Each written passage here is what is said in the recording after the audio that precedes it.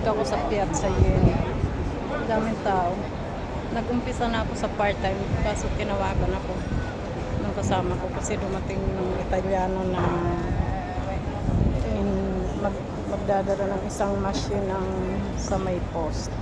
Kasi nag-request kami isang machine ng Bancomat para pag nag-deliver sa gabi ang isang machine na para sa Bancomat, dala niya ang isa sa tindahan naka-stick kasi ang hirap pagdala niya tapos may customer sa loob na magbabayad ng Bancomat. Wala ang machine, dala niya.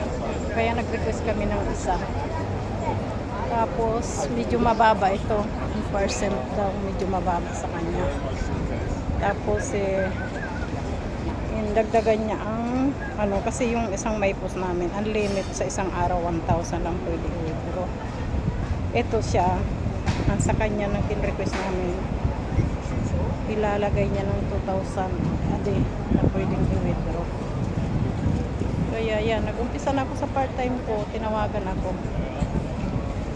Kaya yun, ito na tawag. Dito kami makikita sa Piazza Ieni. Pronto? Pronto? Ascolta, vieni dove c'è la Unicredit, quello la banca, no? Ah, okay. Ah. Chino, Bacchino. Okay. Okay, ciao. Okay. Doon daw kami sa malapit sa Unicredit. Doon yata yung Italiano. Okay. Daming ngayon turiste. Parang siguro na dumating.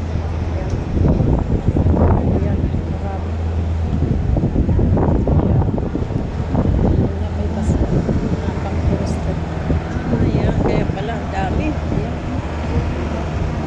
Papunta doon sa taas, pagbaba ako nga yan, ang hirap kasi siksikan ang tao.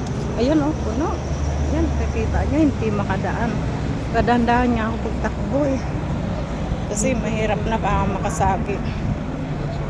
Ayan, may treno na pang bakas pag turiste.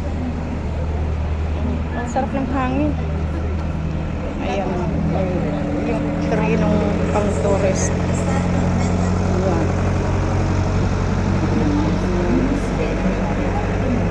Ewan ko magkano ang ticket pag sakay dyan, yung sa mga maraming turiste na sakay dyan para nag-iikot yun sa buong Cagliari.